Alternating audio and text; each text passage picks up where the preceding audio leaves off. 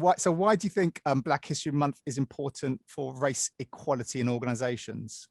I think it's important to celebrate and recognise all cultures that exist within an organisation 365 days a year, but Black History Month is the perfect time to do that specifically for the Black community.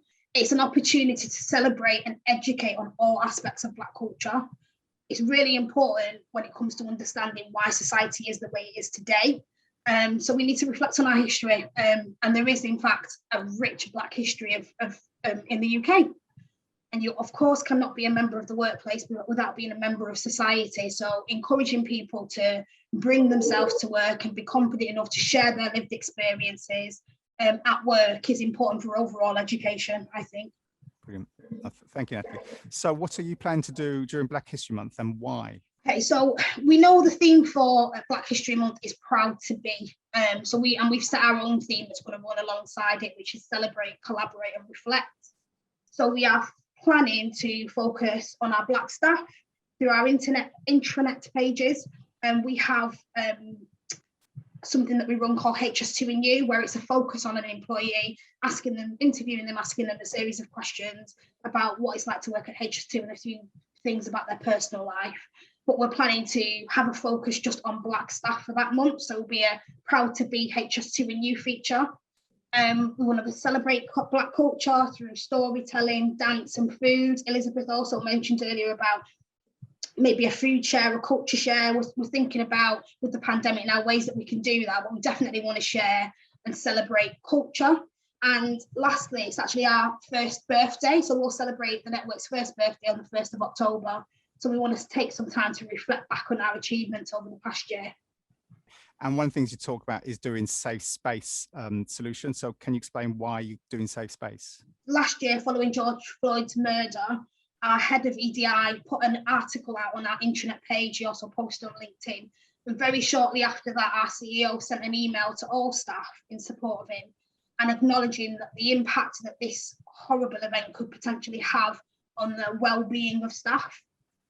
And in this email, our CEO asked anyone who had any comments or feedback on how to make HS2 a better place to work to respond back to him. So straight away, he was invited that conversation in.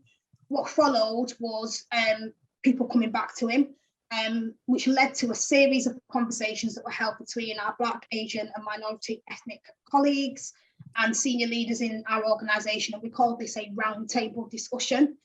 So a year on, we want to approach the same conversation that was held last year, but using the safe space format to give the conversation some additional structure, just so that we can assess how far we've come and what we plan to do in the future, and just to make sure that things that people said last year are actually changes are being made as a result of that. Brilliant, thank you. And what do you envisage coming out of that? Well, we've got the BAME network has got an objective, and one of the objectives is to hold our exec and board to account. So the outcome of that would be people's voices being heard, particularly from our BAME colleagues. So we want to use this format in a way that suits our organisation, and we want to use that to not only measure success against that objective, but to give our Black and Asian colleagues a sense of pride that their voices are being heard. At HS2, we do measure and report on EDI across a number of employment practices, but we want to demonstrate to our Black and Asian colleagues that their voices are important and that the network are here to sort of keep those conversations alive.